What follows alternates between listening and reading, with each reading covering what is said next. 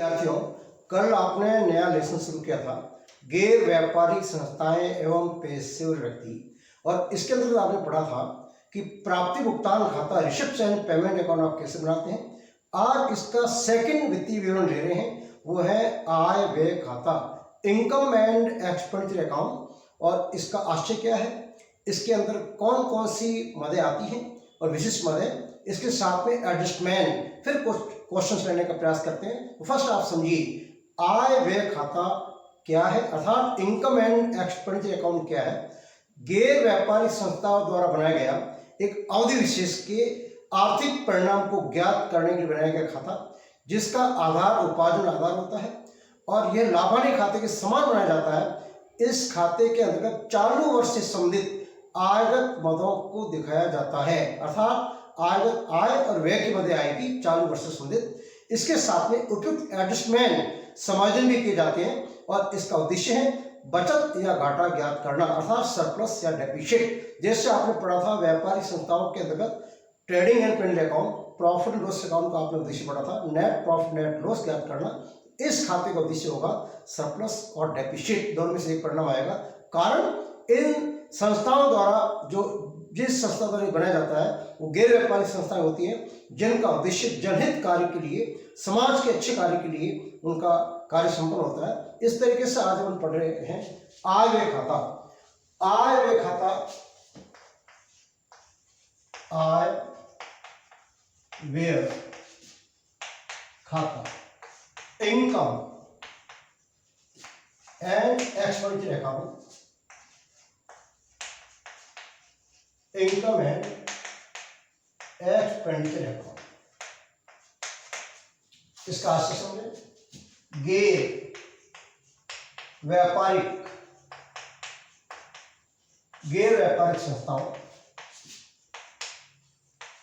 द्वारा एक अवधि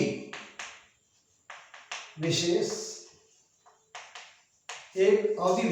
के आर्थिक परिणामों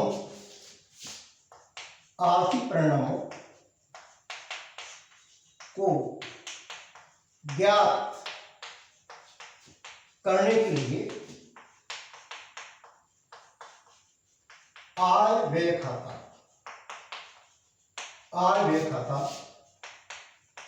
बनाते हैं। इस खाते का आधार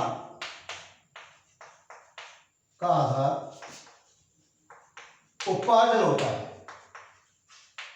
दो आधार होते हैं, रोकड़ आधार, उपार्जन आधार। उपार्जन होता है। इस खाते की प्रकृति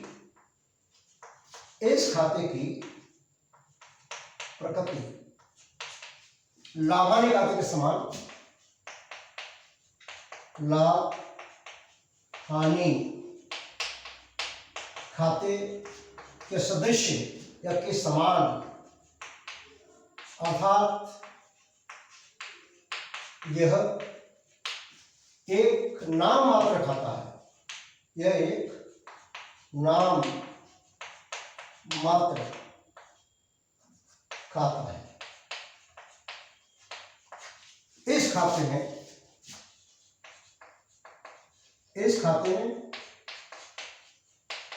चालू वर्ष से संबंधित आयगत मदों, आय व व्यय, हानियों को दिखाते हैं।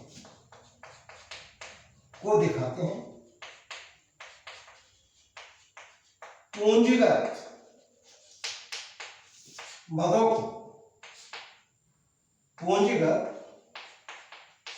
को नहीं दिखाते हैं।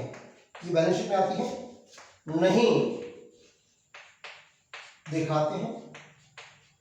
उचित समायोजन यानी एडजस्टमेंट, उचित समायोजन किए जाते हैं,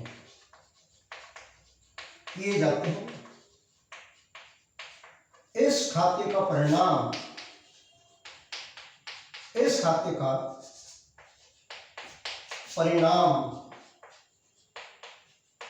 बचत सरप्लस ऑब्लिक घाटा, न्यूनता बोल सकते हैं, घाटा या न्यूनता दोनों से होगा, न्यूनता ज्ञात कर। यह आता है आयव्यय खाता। तो आयव्यय खाता क्या है? आयव्यय खाता गैर व्यापारिक संस्थाओं द्वारा बनाया गया एक ऐसा विवरण जो वर्ष के दौरान जो प्रक्रियाएं जो क्रियाएं होती है उसका परिणाम ज्ञात करना, लाभ हानि की जगह बचत या घाटा, इसका जो आधार होता है उपार्जन आधार होता है और ये लाभांश खाते के समान बनाया जाता है। इस खाते में चालू वर्ष से संबंधित जो रेवेन्यू आगत बंदी होती है, आय व्यय ये दिखाते हैं, पूंजीगत बंदी इसमें बिल्कुल नहीं दिखाते हैं। और जो भी एडजस्टमेंट है, चाहे आउटस्टैंडिंग हो, प्रीपेड हो, एक्टिव इनकम अर्थात आउटस्टैंडिंग इनकम या रेशन एडवांस आदि, इन सारी मदों को, सारे जो एडजस्टमेंट चालू वर्ष से संबंधित है जो भी है उसको आप दिखाएंगे और इसका उद्देश्य है बचत या घाटा ज्ञात करना। अब उसके बाद में मैं ले रहा हूं विशिष्ट शब्दावली।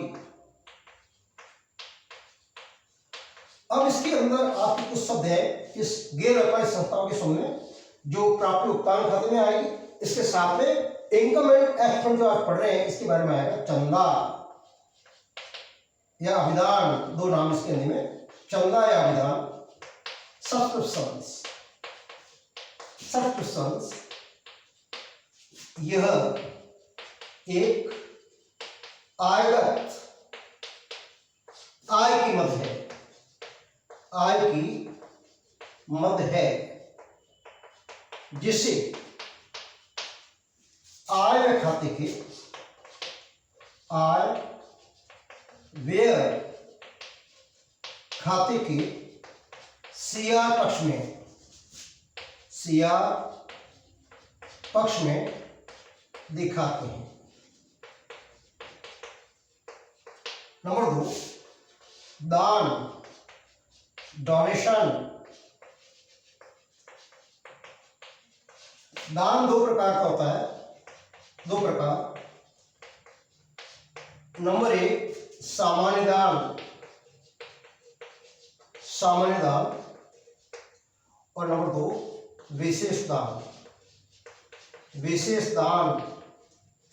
याद रखें, सामान्य दान आय व्यय खाते के सीआर पक्ष में, यह आयगत आय है, और इनकम एंड एक्सपेंडिचर अकाउंट के सीआर पक्ष में, यानी आय व्यय खाते के सीआर पक्ष में। विशेष दान ये पूंजीगत प्राप्ति है, जिसे बैलेंस शीट अर्थात चिट्ठे में दिखाते हैं, नंबर 3 आजीवन सदस्यता शुल्क, इसको आप कहेंगे लाइफ मेंबरशिप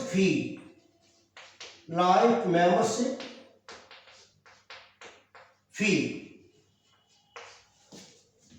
पूंजीगत प्राप्ति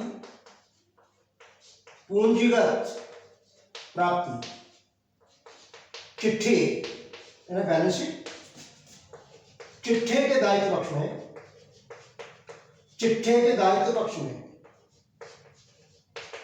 कैपिटल फंड। अभी आपको समझा क्या होता है, ये कैपिटल फंड में जोड़ते हैं या ऐड करते हैं।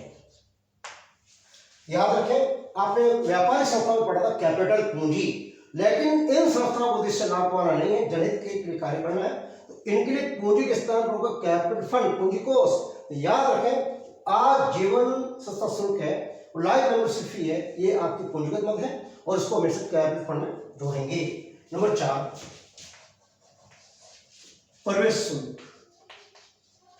प्रवेश शुल्क, एंट्रेंस फी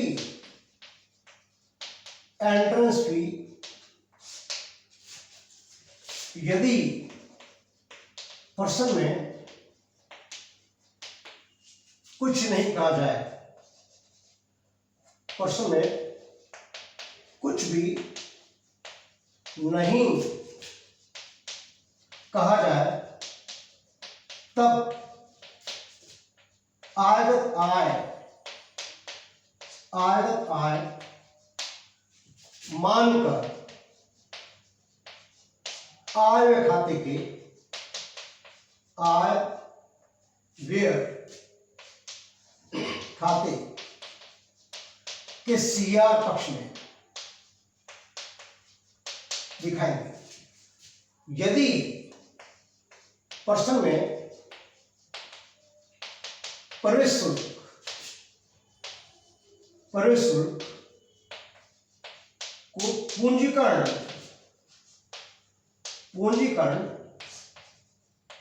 का कहा जाए तब चिट्ठे के बैलेंस शीट चिट्ठे के दायित्व पक्ष में कैपिटल फंड में, चिट्ठे के दायित्व पक्ष में पूंजी कोष के लिए कैपिटल फंड में जोड़ेंगे। अब उसके बाद में नंबर 5, सरकारी अनुदान या सहायता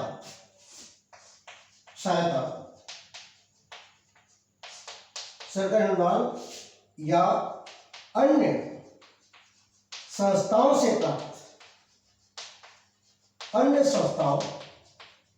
से प्राप्त सहायता। यदि किसी विशेष कार्य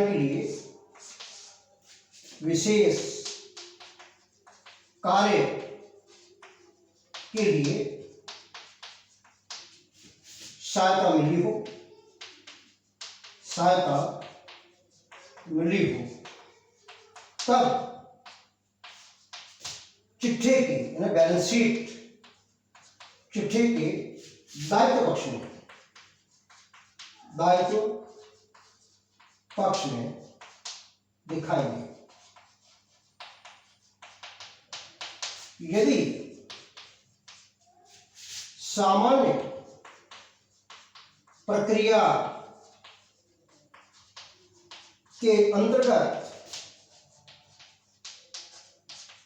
प्राप्त हुई हो, सहायता प्राप्त हुई हो तब आय व्यय खाते के सीआर पक्ष में दिखाएगी। आय मानी जाएगी, देखा जाएगा। नंबर 6,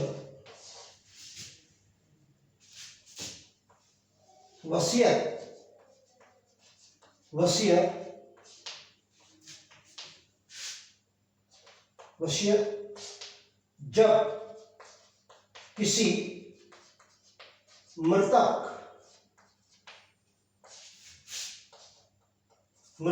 से वसीयत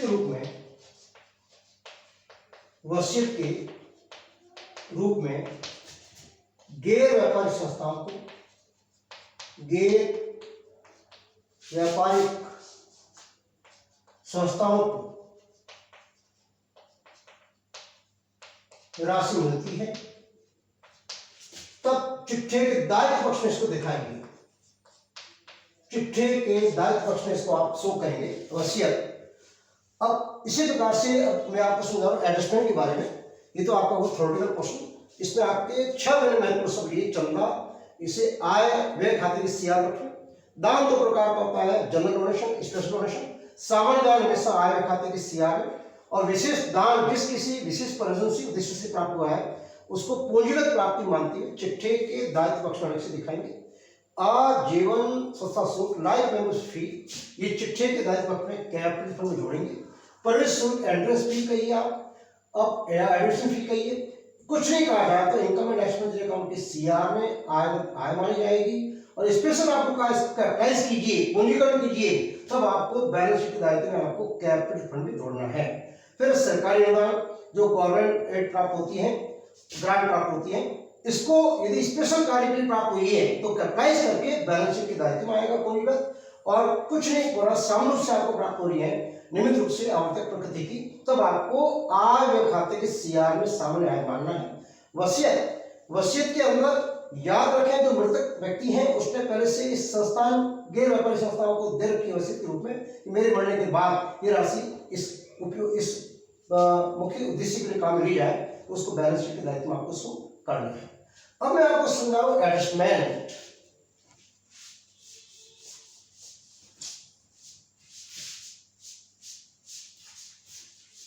जो एडजस्टमेंट आपने पढ़ा था क्लास 11 के अंदर, आउटस्टैंडिंग एक्सपेंसेस है, प्रीपेड एक्सपेंसेस है, इनकम के रूप में आपने पढ़ा था एक्टिव इनकम और इसी प्रकार से अनअर्न्ड इनकम, डेप्रिसिएशन, ये सारी बातें हैं यहाँ भी आपसे आएगी। स्टॉक के बारे में ओपनिंग स्टॉक, कैपिटल स्टॉक है किसी कंज्यूमर आर्टिकल का, यानी जैसे स्टेशनरी का हो सकता है, पोस्टेज डाक टिकट स्टाम्प्स उसका हो सकता है, उसके बारे में आपको अच्छे से समझना है कि इनकम एंड एक्सपेंडिचर के संबंध में किस प्रकार से उसको एडजस्टमेंट करेंगे, इसके आधार पर क्वेश्चन मिलेंगे।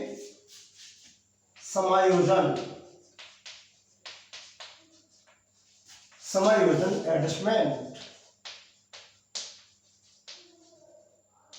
एडजस्टमेंट आय व्यय खाते के संबंध में, आय व्यय खाते के संदर्भ में बहुत इंपॉर्टेंट है। ये आपका काफी अच्छे मार्क्स 11 नंबर का पार्ट आपका है बोर्ड में आज इस साल के लिए, समायोजन एडजस्टमेंट। अब इसमें 6 बात मैं आपके ले रहा हूं। नंबर 1 बकाया व्यय, बकाया व्यय, अदत्त व्यय कह सकते हैं आप, अदत्त व्यय, आउटस्टैंडिंग एक्सपेंसेस, आउटस्टैंडिंग एक्सपेंसेस। अब इसके दो रूप होंगे, ओपनिंग एंड क्लोजिंग। ओपनिंग और क्लोजिंग याद रखें, वर्ष के प्रारंभ में 10 साल का बकाया जिस साल का प्रारंभ कराएगा और अंत में आपको दे सकते हैं, उसका एडजस्टमेंट आप कैसे करेंगे, किसमें, आय व्यय खाते में। याद रखें अंक और आपको अच्छे से आना चाहिए, उसका रिवर्स आपको समझना है ओपनिंग। इसमें आपको समझते हुए कॉन्सेप्ट आपको समझना नहीं रहता है। अब इसमें आप देखें फर्स्ट ओपनिंग, ओपनिंग का मतलब वर्ष के प्रारंभ, ओपनिंग आपको यहाँ लेस करना है और वर्ष के अंत वाला कोई बताए हुए दे रखे आपको क्लोजिंग सम्मिलित व्यय में ऐड करना है। अब उसके बाद में सेकंड आपका है पूर्वदत्त व्यय, पूर्वदत्त व्यय या अग्रिम चुकाए गए व्यय, अग्रिम या पेशगी, पेशगी चुकाए गए व्यय, प्रीपेड, प्रीपेड एक्सपेंसेस, सब 11 क्लास की बात ही। अब इसके अंदर भी आपकी दो चीजें हैं, ओपनिंग यानी वर्ष के प्रारंभ का आपको दे रखा है, ओपनिंग ऐड होगा। इसका आशय होता है इस साल की जो है आपको 10 साल एडवांस मिल चुके हैं, पिछले साल आपने इस प्रीपेड एक्सपेंस को लेस किया था, ओपनिंग में हम ऐड करेंगे क्लोजिंग। वर्ष के अंत में आपको आने वाले वर्ष का एडवांस दे रखा है, less. Number 3 accrued income.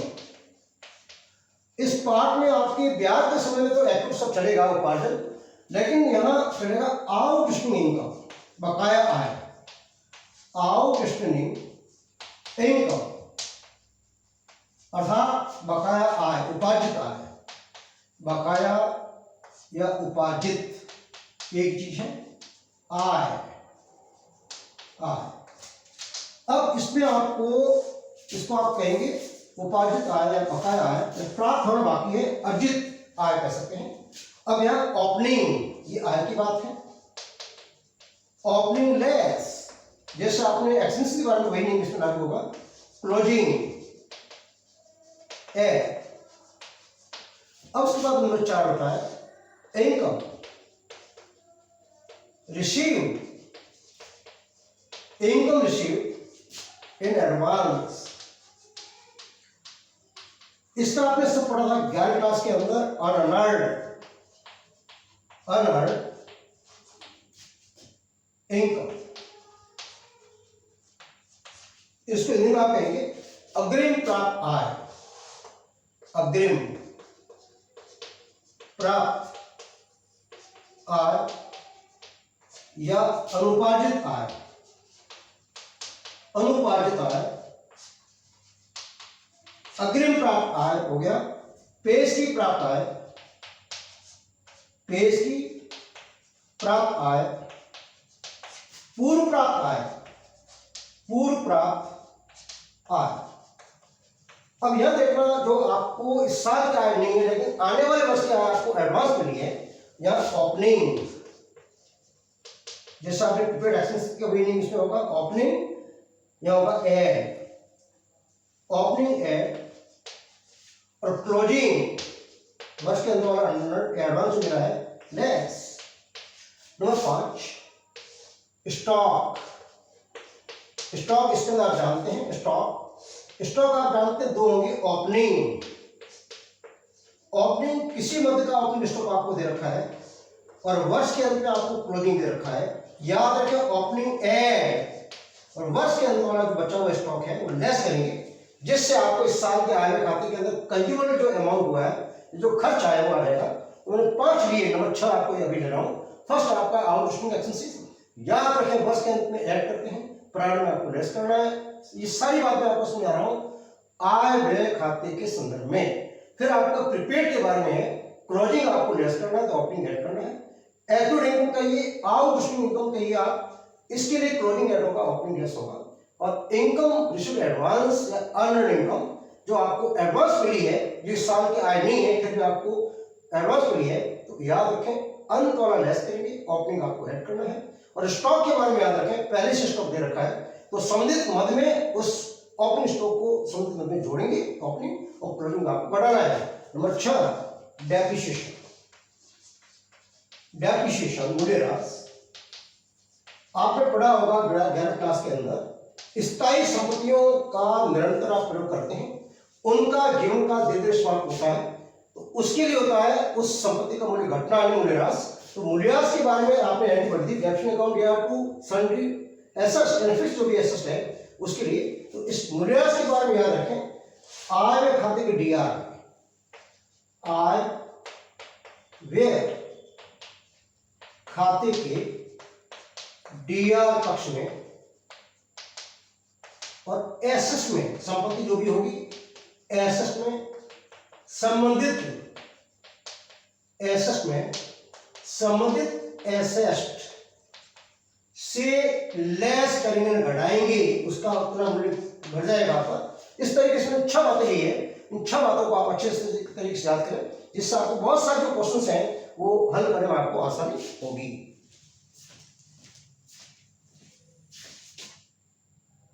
Yes, आज जो आपने अभी आय व्यय खाते के अंतर्गत जो एडजस्टमेंट पढ़े थे, उसके 2 क्वेश्चन आपको ले रहा हूं, 2-3 क्वेश्चन। इसमें आपको ये प्रश्न पूछा है कि निम्न सूचनाओं के आधार पर वेतन मद की आय व्यय खाते में एवं चित्र दर्शाइए। आपको 5 बातें आपको दे रखी है।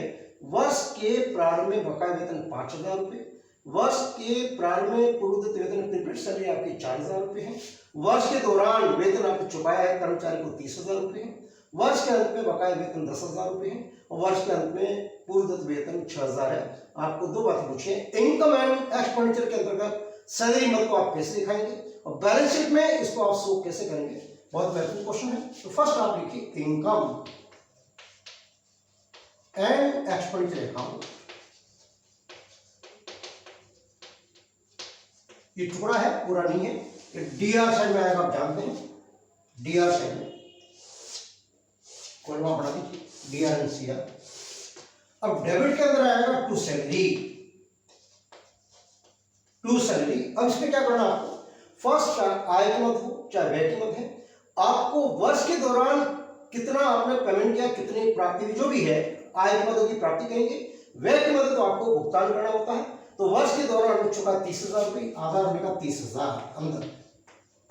अब आप देखिए यहां से वर्ष के प्रारंभ में बकाया वेतन, मैंने अभी आपको समझाया कि आउटस्टैंडिंग सैलरी हो चाहे कोई भी व्यय हो, ओपनिंग क्या करना, क्लोजिंग क्या करना है। वर्ष के अंत का जो बकाया खर्चा होता है, ऐड होता है, तो प्रारंभ का रिवर्स में लेस होगा, क्योंकि जो आपने गत साल के साथ चुका दिया, इस वेतन का यहाँ कोई समझ नहीं है, 30,000 जुड़े हुए आपको लेस करना है। तो वर्ष के प्रारंभ में लेस आउट स्टैंडिंग ओपनिंग या बिगिनिंग राशि आपकी 5,000, गढ़ाई 25,000। अब उसके बाद हो रहा है वर्ष के प्रारंभ में प्रीपेड वेतन दे रखा है, अंत वाला प्रीपेड लेस होता है, प्रारंभ का एड होता है एड, प्रीपेड बिगनिंग या ओपनिंग, प्रीपेड ओपनिंग ऐड होगा, और राशि आपको दी 4,000, राशि बनेगी 29,000। अब आपको बोला वर्ष के अंत में बकाया वेतन 10,000 है, अंत वाला आउटस्टैंडिंग कोई भी खर्चा होता है ऐड होता है, समझिए में add outstanding, add outstanding closing, end of year, राशि आपकी 10,000, राशि बनेगी 39,000।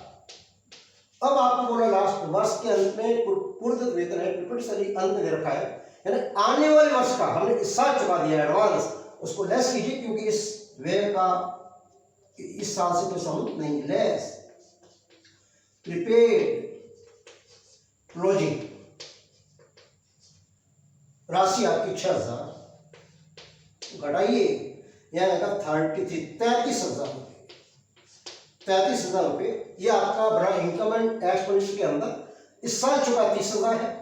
ओपनिंग आउटस्टैंडिंग को आपने लेस किया है, ओपनिंग प्रीपेड को ऐड किया है, और अंत वाले बकाया व्यय को आपने ऐड किया है, और अंत वाले प्रीपेड को आपने लेस किया। क्लास 11th को अच्छे से पढ़ा है, फिर मैंने आपको आज समझाया, इसको अच्छे से याद करें, ये पाठ जब तक चलेगा लगभग हर दिन आपकी चीज आएगी। अब उसके बाद मैं आपको समझा रहा हूं बैलेंस शीट। इसी मत को आप बैलेंस शीट में आप किसी शो करेंगे, यहां आपको बना रहा हूं बैलेंस शीट, यहां देखना ये balance sheet, balance sheet, balance sheet में आप जानते हैं दो आपकी, एक होता है लायबिलिटीज और उसके बाद में एसेट्स है, ये आपकी लायबिलिटी साइड है, ये एसेट्स है, ये लिख देता हूं लायबिलिटीज, और ये एसेट्स, 4 कलम होते हैं, ये आपके दो बना रहा हूं। अब यहां आपको फर्स्ट देखिए, इसमें वर्ष के अंत वाला उसका दोहरा लेखा होता है, प्रारंभ वाले का इकरा लेखा होता है, एक बार आपने कर दिया, लेकिन अंत वाले इसका हमेशा दोहरा लेखा होगा। बकाया वेतन इसका राशि होता है ए से व्यय, जिन व्ययों का संबंध चालू वर्ष से है लेकिन चुकाना बाकी है, तो आपका दायित्व माना जाएगा। और दायित्व पक्ष में आप क्या आएगा, यहाँ दायित्व में आउट स्टैंडिंग सैलरी अंत वाले आउटस्टैंडिंग 10,000 रुपये, दायित्व में आएगा 10,000, और अंत में प्रीपेड दे रखा है एसेट में आएगा, हमने एडवांस चुका है, हमारी एसेट हो जाएगी प्रीपेड सैलरी अंत वाला, राशि आपकी 6,000। इस तरीके से बैलेंस शीट में केवल अंत में जो बकाया रहता है, चाहे पिछले वर्षों का हो चाहे इस वर्ष का हो, इस तरीके से आपको बकाया व्यय अंत वाला दायित्व दिखाना है। एडवांस जो हमने चुका है इस साल का व्यय नहीं है, तो हमारी एसेट्स हो जाएगी प्रीपेड सैलरी। अब आज का फिर लास्ट क्वेश्चन ले रहा हूं, इसी प्रकार का क्वेश्चन है, निम्न सूचनाओं के आधार पर आय खातिर चित्र दिखाइए स्टेशनरी कीमत को। प्रारंभिक स्टेशनरी की बकाया लेनदार 4,000 है, वर्ष के प्रारंभ में स्टेशनरी का स्टॉक 6,000 है, वर्ष के दौरान स्टेशनरी को चुका आपने 20,000 रुपये, वर्ष के अंत में बकाया स्टेशनरी के लेनदार है 5,000, और वर्ष के अंत में स्टेशनरी का स्टॉक है 2,000। तो फर्स्ट आपको बनेगा इनकम एंड एक्सपेंडिचर अकाउंट, ये भी आपकी डेबिट मत है, डीआर में आएगा, डीआर में, ये डीआर से मैं लिख देता हूं, एक शब्द बना रहा हूं डीआर से, यहां आएगा टू स्टेशनरी, टू स्टेशनरी। अब आधा क्या बनेगा, 20,000 जो चुका है वो आधा बनेगा एड्रेस के लिए, ये 20,000। अब ध्यान देना, फर्स्ट आपको दिया वर्ष के प्रारंभ में स्टेशनरी की बकाया लेस आउटस्टैंडिंग है, लेस आउटस्टैंडिंग बिगनिंग या ओपनिंग,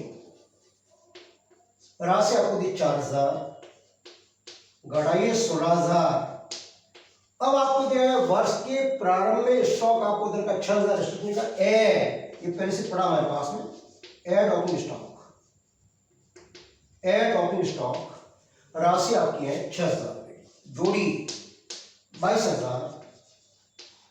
फिर आपको दिया है वर्ष के अंत में बकाया स्टेशनरी के लेनदार 5000 है। वर्ष के अंत में जो हमने 25 किया है उसमें हमारे लेनदार में से मांग रहे हैं, कर्जा हमारे ऊपर है 5000, एड अंत और आउटस्टैंडिंग में से ऐड होता है, एड आउटस्टैंडिंग क्रेडिटर्स, यह राशि आपकी है 5000, 27000।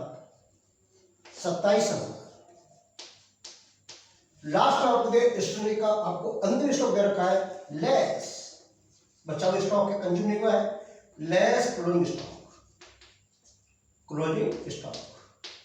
राशि आपकी 2000, घटाइए बाहर आएगा 25000 रुपये। इस साल का जो स्टेशनरी का व्यय कंज्यूम जो खर्चा हुआ स्टेशनरी का प्रयोग किया हमने 25000 का, उसी प्रकार से जो वेतन का जो खर्चा है इस साल का वास्तव में इस साल से शोधित है वो 33000 का है। अब आपको इस सेकंड रो में पूछिए बैलेंस शीट, यहां बना रहा हूं बैलेंस शीट के दो साइड लायबिलिटीज और एसेट अमाउंट इसी के साथ सरल कर रहा हूं। अब यहां देखना अंत वाली पोर्शन आपको लिखनी है, तो अंत में बकाया स्टेशनरी के लेनदार दायित्व आएगा, आउटस्टैंडिंग क्रेडिटर्स फॉर स्टेशनरी राशि आपकी 5000, ये दायित्व में आएगा 5000। और अंत में बचा हुआ स्टॉक कोई सा हो, चाहे स्टाम्प्स का दिया जाए अन्य किसी सामग्री का दिया जाए, तो स्टेशनरी का स्टॉक बचा हुआ एसेट में आएगा स्टेशनरी स्टॉक, ये क्लोजिंग में से एसेट में आएगा 2000। ये आपके एसेट है क्योंकि इसका उपयोग करने से इस साल इसका उपयोग नहीं कर पाए, बची भी है, ये अगले साल वापस हो जाएगा ओपनिंग स्टॉक।